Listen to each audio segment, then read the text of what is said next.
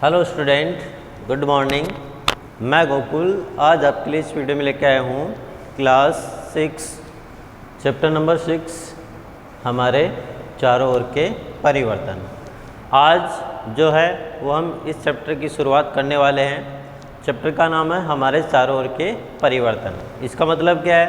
इसका मतलब ये है कि हम अपने चारों तरफ जितने भी परिवर्तन देखते हैं, ठीक है, उसको हम सामान्यतः दो भागों में भौतिक और रासायनिक परिवर्तन, और कुछ परिवर्तन ऐसे होते हैं जिनको पुनः उत्क्रमित किया जा सकता है और कुछ परिवर्तनों को उत्क्रमित नहीं किया जा सकता है। तो ये जो सब हैं वो हम इस चैप्टर के अंतर्गत पढ़ने वाले हैं, जिसका नाम है हमारे चारों ओर के परिवर्तन। ठीक है, अब इसमें देखो, हमें पता है कि हम अपने चारों तरफ विभिन्न प्रकार के परिवर्तन है उसको देखते हैं।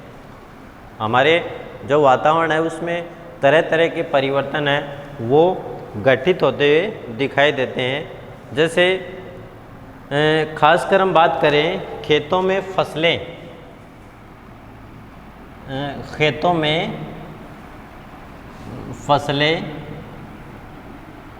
समयानुसार बदलती है। जो खेतों में फसलें हैं वो समयानुसार बदलती रहती है। पहली बात तो ये है। सेकंड, हम देखते हैं कि पत्तियां जो है, पेड़ों की पत्तियां वो रंग बदलती है। यानी तरह तरह के पेड़ हैं, उनकी पत्तियों का कलर भी क्या होता है, अलग अलग होता है, विपरीत होता है। और जब रंग बदलती है तो पेड़ों से टूटकर गिर जाती है। पेड़ों से टूटकर गिर जाती है। जब पत्तियां रंग बदलती है, सूख जाती है, तो सूखने के उपरांत वो पेड़ों से टूटकर गिर जाती है। ठीक है, इसी प्रकार जो फूल हैं पहले तो खिलते हैं, फूल खिलते हैं, तत्पश्चात या कुछ दिनों के उपरांत क्या होते हैं, मुरझा जाते हैं। और ये जो उदाहरण हैं, इन उदाहरणों को हम अपने दैनिक जीवन में देखते हैं कि भाई खेतों में जो फसल है, पहले हम फसल की क्या करते हैं, बुआई करते हैं, उसके उपरांत बीज का अंकुरण होता है और जो पौधा बनता है, पौधे में वृद्धि होती है, पौधा बड़ा होता है। बड़ा होने से जो पत्तियां हैं वो रंग बदलती है, रंग बदलने के उपरांत वो सूखती है, सूख के पेड़ों से टूटकर गिर जाती है। इसी प्रकार फूल खिलते हैं और उससे फल बन जाते हैं, और फल बनने के उपरांत जो कुछ पुष्प हैं वो फूल मुरझाकर टूट जाते हैं या गिर जाते हैं। ठीक है, तो ये हम कुछ उदाहरण जो है वो हम देखते हैं। इसी प्रकार हम बात करें हमारे शरीर की, तो हमारे शरीर में भी अनेक परिवर्तन होते हैं,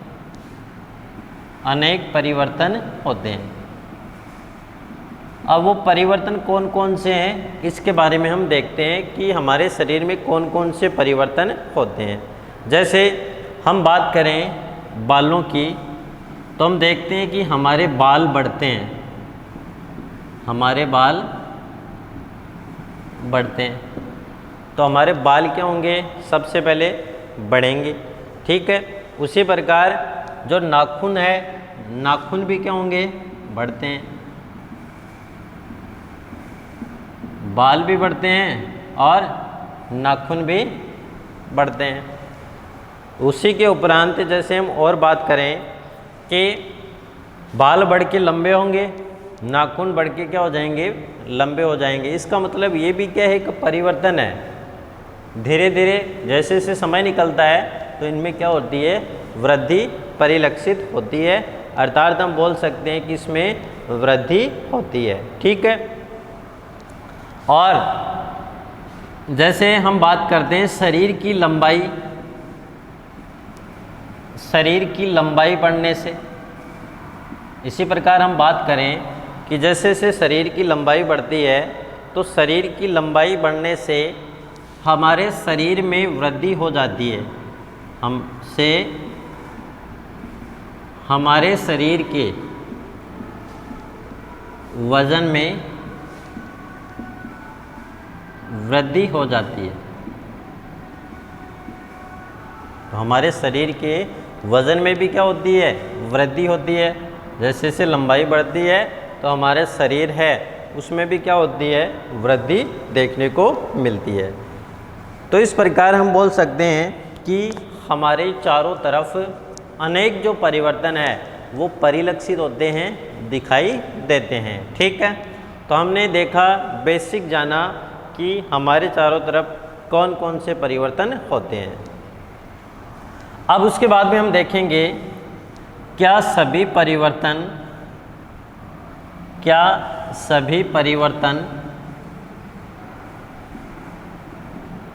उत्क्रमित किए जा सकते हैं। क्या सभी परिवर्तन उत्क्रमित किए जा सकते हैं। उत्क्रमित का मतलब एक बार घटित होने के उपरांत उन्हें पुनः अपनी प्रारंभिक अवस्था में लाना, तो वो क्या कहलाता है, उत्क्रमित करना। तो बात आती है कि क्या सभी परिवर्तन उत्क्रमित किए जा सकते हैं या नहीं किए जा सकते। तो हम इसको कुछ क्रियाकलापों के माध्यम से पढ़ेंगे। जैसे हम बात करें क्रियाकलाप फर्स्ट में, अब ये क्रियाकलाप क्या कहता है, एक प्रयोग हम करके देखते हैं। जैसे हम लेते हैं गुब्बारा, हमने एक गुब्बारा लिया और उस गुब्बारे को सावधानीपूर्वक फुलाया। तो उस गुब्बारे को हम क्या करते हैं, सावधानीपूर्वक क्या करते हैं, फुलाते हैं। ठीक है, और ये हमें ध्यान रखना है कि जब फुलाएं तो गुब्बारा फट नहीं जाए, गुब्बारा फटना नहीं चाहिए, यानी सावधानीपूर्वक फुलाना है और ये ध्यान रखना है कि गुब्बारा फटे नहीं। ठीक है, अब हम देखते हैं क्या देखते हैं कि गुब्बारे का आकार व आमाप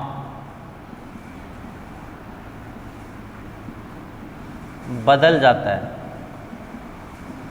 गुब्बारे का आकार बदल जाता है और गुब्बारे का जो आमाप है वो क्या हो जाता है, बदल जाता है। अर्थात हम बोल सकते हैं कि उसकी जो स्थिति है उसमें परिवर्तन हो जाता है। पहले गुब्बारा सामान्य था और जब उसमें हवा भरी तो गुब्बारा क्या हो गया, फैल गया, उसका आकार बढ़ गया, उसका आमाप है उसमें क्या हो गई, वृद्धि हो गई। अब हम देखते हैं कि अब उसके पश्चात गुब्बारे से पुनः हवा निकाल देते हैं। अब गुब्बारा है उससे हमने पुनः हवा निकाले तो गुब्बारा अपनी सामान्य स्थिति में आ जाता है। तो गुब्बारा अपनी सामान्य स्थिति में आ जाता है। इसका मतलब हम क्या कह सकते हैं कि गुब्बारे का फूलना एक परिवर्तन है और ये जो परिवर्तन है इस परिवर्तन को उत्क्रमित किया जा सकता है। अर्थात एक बार घटित होने के पश्चात इस परिवर्तन को वापस पुनः प्राप्त किया जा सकता है। तो ये आपको एक क्रियाकलाप के द्वारा इसको अच्छे से याद रखने की आवश्यकता है। ठीक है, अब एक दो और क्रियाकलाप करते हैं तो जिससे हमें ये पता चल जाए कि हम अपने दैनिक जीवन में कौन कौन से परिवर्तन हैं वो देखते हैं और उन परिवर्तनों में ऐसे कौन से परिवर्तन हैं जिन परिवर्तनों को उत्क्रमित किया जा सकता है। तो ये जो है वो हम अगले क्रियाकलाप से देखते हैं। तो अगला क्रियाकलाप सेकंड। तो क्रियाकलाप सेकंड कहता क्या है कि हमें कागज़ का टुकड़ा लेना है, कागज का टुकड़ा। ये जो कागज का टुकड़ा है इसको मोड़कर एक खिलौना हवाई जहाज बनानी है, खिलौना हवाई जहाज। एक कागज का टुकड़ा लिया, इस कागज को हमने मोड़ा और मोड़ के हमने क्या बना दी, एक खिलौना हवाई जहाज बना दी। और जब खिलौना हवाई जहाज बनाई तो एक खिलौना हवाई जहाज में क्या हो गई, परिवर्तित हो जाती है। अब हम हवाई जहाज को, ये जो हवाई जहाज बनाई, इस हवाई जहाज को हम उड़ा सकते हैं, उड़ा के खेल सकते हैं, उड़ा के हम खेल के मज़े ले सकते हैं। किसकी, इस कागज़ की बनी हुई हवाई जहाज का, ठीक है। और जब खेलने के पश्चात यदि आप थक जाएं, यदि आप थक जाएं तो उस हवाई जहाज को पुनः अपनी प्रारंभिक स्थिति में ला सकते हैं, अर्थात जो हमने कागज़ लिया उसमें वापस परिवर्तित कर सकते हैं, या हम बोल सकते हैं कि उस हवाई जहाज को पुनः सीधा कर सकते हैं। और पुनः सीधा करने से जो कागज़ हमने लिया सेम वही स्थिति वापस प्राप्त हो जाती है। इसका मतलब हम क्या कह सकते हैं, हम ये कह सकते हैं कि ये जो कागज़ को मोड़कर बनाई हुई हवाई जहाज है उससे वापस कागज़ को प्राप्त करना, ये एक ऐसा परिवर्तन है जिसको हम उत्क्रमित कर सकते हैं, अर्थात इस परिवर्तन को उत्क्रमित किया जा सकता है। तो ये आपको एक क्रियाकलाप के द्वारा याद रखने की आवश्यकता है, ठीक है। इसी प्रकार हम 2-3 और क्रियाकलाप देखते हैं। तो अगला हम क्रियाकलाप देखें तो हमें क्या करना है, इसके लिए हमें आटे की आवश्यकता होती है। तो हमें क्या करना है, गूँथे हुए आटे की एक लोई बनानी है। जो भी हमने आटा है उसको गूँथ लिया है, तो गूँथे हुए आटे की लोई बनानी है। कौन से आटे की, गूँथे हुए आटे की हमें क्या करनी है, लोई बनानी है और रोटी बेलने का प्रयास करना है, ठीक है।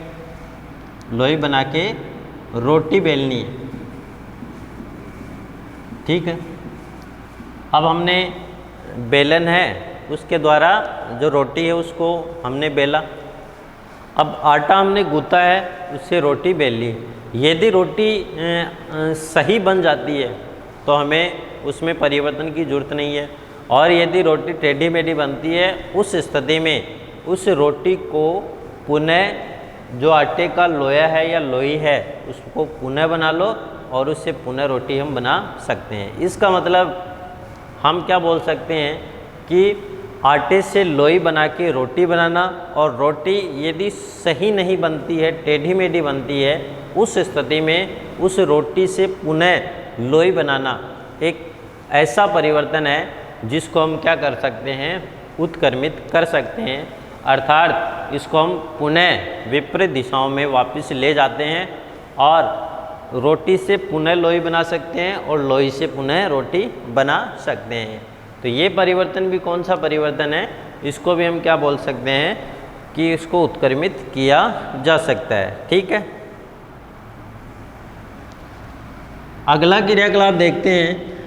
तो अगला क्रियाकलाप क्या कहता है, अगले में हम देखें कि एक गुब्बारा लेकर उसे पूरे अमाप में फैलाना है। एक गुब्बारा लेकर उसे पूरे अमाप में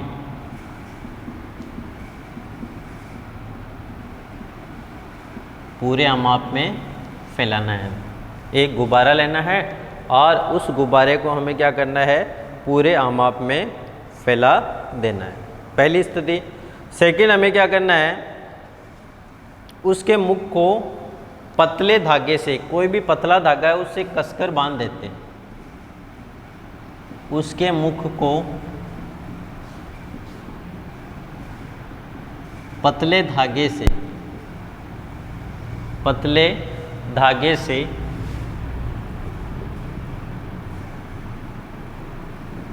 कसकर बांध देते हैं। किसको? गुब्बारा को फुलाया और उसका जो मुख है उसको पतले धागे से हमने क्या कर दिया? कस के बांध दिया। अब हम क्या देखते हैं कि जो गुब्बारा है, फूला हुआ गुब्बारा, गुब्बारे पर निकुली पेंसिल की नोक चुभोते हैं। यानी जो पेंसिल की नोक है उस पेंसिल नोक को चुभोते हैं। इसका मतलब उस गुब्बारे पर नोक से गुब्बारे पर क्या करते हैं? छेद करते हैं। और जब छेद करते हैं तो छेद करने से क्या होगा? गुब्बारा फट जाएगा। क्या होगा? गुब्बारा फट जाता है। और जब गुब्बारा फट जाता है, इसका मतलब हम क्या बोल सकते हैं कि ये जो परिवर्तन है, इस परिवर्तन को उत्क्रमित किया जा सकता है। कैसे करते हैं? क्योंकि हमने गुब्बारा लिया, गुब्बारे को फुलाया, उसको धागे से बांधा, उसके पश्चात एक पेंसिल की नोक है उस गुब्बारे पे हमने छेद किया। तो छेद करने से गुब्बारे के अंदर जो भरी हुई हवा है वो उस छेद के द्वारा क्या होती है? बाहर निकल जाती है और गुब्बारा अपनी सामान्य अवस्था में आ जाता है। इसका मतलब ये जो परिवर्तन है इसको भी क्या कर सकते हैं? उत्क्रमित कर सकते हैं। और इसी फूले गुब्बारे पर यदि फिर से किसी टेप के द्वारा इसको बंद कर दें उस छेद को, तो वापस उस गुब्बारे में हवा भर सकते हैं और उसको फुला सकते हैं। तो ये परिवर्तन है, उसको भी हम क्या कर सकते हैं? उत्क्रमित कर सकते हैं। तो ये आपको इसमें कुछ बातें हैं वो ध्यान में रखने की आवश्यकता है। ठीक है। अब हम उसके बाद में देखते हैं एक अन्य क्रियाकलाप के द्वारा कि एक कागज़ का टुकड़ा लेना है और उस कागज़ के टुकड़े को किसी टेबल पे रख लेना है और टेबल पे रखकर उस कागज़ के टुकड़े के ऊपर हवाई जहाज का कोई चित्र रख के किसी धारदार चीज़ से या ब्लेड से उसे हवाई जहाज का जो डायग्राम है उस डायग्राम से उसको हमें क्या करना है? काट लेना है। काट लेने के पश्चात हम देखते हैं कि जैसी हवाई जहाज का एक डायग्राम है उसके अकॉर्डिंग जो काज है उस काज के ऊपर हम डायग्राम उसको बना सकते हैं। तो ये आपको एक इसमें क्रियाकलाप में ध्यान रखना है। इसी प्रकार हम बात करते हैं, एक हमने पहले क्रियाकलाप देखा था कि हमने गूँथे हुए आटे से उसकी लोई बनाई, लोई से हमने क्या बनाई? रोटी बना ली। अब हम देखते हैं कि जो रोटी है उस रोटी को हमें क्या करना है? सेंकना है। तो सेंकने के पश्चात जो कच्चा आटा है वो क्या होगा? सीख के पक जाएगा। तो पकने के उपरांत उस पके हुए आटे से पुनः जो है वो कच्चा आटा अर्थात लोई को नहीं प्राप्त किया जा सकता। इसका मतलब ये एक ऐसा परिवर्तन है जिस परिवर्तन को उत्क्रमित नहीं किया जा सकता। तो हमने देखा कि इनमें कुछ परिवर्तन ऐसे थे जिन परिवर्तनों को पुनः उत्क्रमित किया जा सकता है और कुछ परिवर्तन ऐसे थे जिन परिवर्तनों को पुनः उत्क्रमित नहीं किया जा सकता है। तो ये आपको इसमें कुछ बातें हैं वो ध्यान में रखने की आवश्यकता होती है। ठीक है। अब इसी प्रकार हम देखते हैं कि जो ऊपर के तीनों क्रियाकलाप थे उन क्रियाकलाप से ये स्पष्ट होता है कि जो परिवर्तन हमने किए थे उन परिवर्तनों को वापस उत्क्रमित किया जा सकता है। ऊपर के जो हमने कुछ क्रियाकलाप देखे थे उनको पुनः प्रारंभिक स्थिति में ला सकते हैं। ठीक है। और जो हमने नीचे के क्रियाकलाप देखे थे तो उन क्रियाकलापों से हम ये स्पष्ट कर सकते हैं कि ये इनसे होने वाले परिवर्तन ऐसे परिवर्तन हैं कि इन परिवर्तनों को पुनः उत्क्रमित नहीं किया जा सकता है। इसका मतलब हम क्या बोल सकते हैं कि ऊपर के जो परिवर्तन हैं वो उत्क्रमित हो सकते हैं यानी प्रारंभिक अवस्था में आ सकते हैं, लेकिन नीचे के परिवर्तन ऐसे परिवर्तन हैं जिनको उत्क्रमित नहीं किया जा सकता है। तो ये हमने इन क्रियाकलापों के माध्यम से जाना। ठीक है, अब हम देखते हैं कि जब हम पेंसिल व रबड़ का उपयोग करते हैं तो बार बार उपयोग करने से इनके आकार व आमाप में परिवर्तन होता है। जैसे हमारे पास कच्ची पेंसिल है, तो उस कच्ची पेंसिल का लगातार उपयोग करते हैं तो उसको हम शॉर्पनर के द्वारा छीलते जाते हैं तो उसके आकार में परिवर्तन होता है। इसी प्रकार जो रबर आता है, इरेजर जिसको हम कहते हैं, उसको यदि हम बार बार मिटाने में, यानी पेंसिल से लिखा हुआ शब्द है उसको मिटाने के रूप में काम में लेते हैं, तो धीरे धीरे क्या होगा, ये जो हमने लिखा है उस लिखे से मिटाने से जो रबर है या जो इरेजर है वो धीरे धीरे घिस जाता है, अर्थात हम बोल सकते हैं उसके आकार में क्या हो जाता है, परिवर्तन हो जाता है। तो इस प्रकार जो है वो आज के इस वीडियो में हमने जाना कि कुछ परिवर्तन ऐसे होते हैं जिनको उत्क्रमित किया जा सकता है और कुछ परिवर्तन ऐसे होते हैं जिनको उत्क्रमित नहीं किया जा सकता।